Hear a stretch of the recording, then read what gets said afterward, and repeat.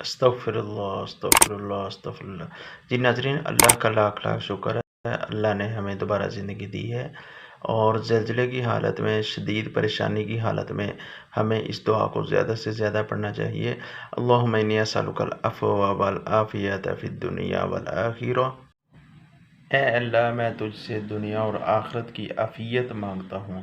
اے اللہ، اس حال میں ناظرین ہمیں زیادہ سے زیادہ استغفار کرنا چاہیے اور اپنے گناہوں کی معافی کرنی چاہیے، اور لا الہ الا اللہ محمد رسول اللہ کلمے کا زیادہ سے زیادہ ورد کرنا چاہیے، بجائے اس کے کہ ہم دوسری باتیں کریں، شروع کریں۔ اس پریشانی کی حالت میں اپنے اللہ کو زیادہ سے زیادہ یاد کرنا چاہیے۔ ایک دفعہ پھر میں دعا کو رپیٹ کر دیتا ہوں۔ اللہم انی اسألک العفو والعافیۃ فی الدنیا والآخرہ، استغفر اللہ استغفر اللہ استغفر اللہ ربی من کل ذنب واتوب الیک۔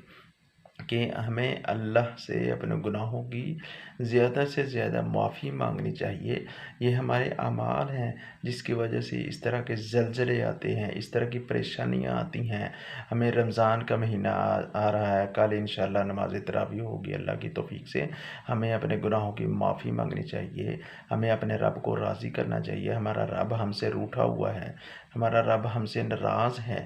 ہمیں اللہ کو زیادہ سے زیادہ راضی کرنا چاہیے، اور نفل و نوافل کا اہتمام، قرآن کا اہتمام، روزے کا اہتمام، برائی سے بچیں، گناہوں سے بچیں، اور اپنے گھر والوں کو نماز کی تلقین کریں، استغفار زیادہ سے زیادہ کریں۔ اللہ سے دعا اللہ رب العزت ہمیں ان گناہوں سے بچائے، اور پریشانی سے بچائے، اور مصیبت سے بچائے، اور اللہ رب العزت ہر ایک مسلمان کو اچانک موت سے، اچانک مصیبت سے بچائے۔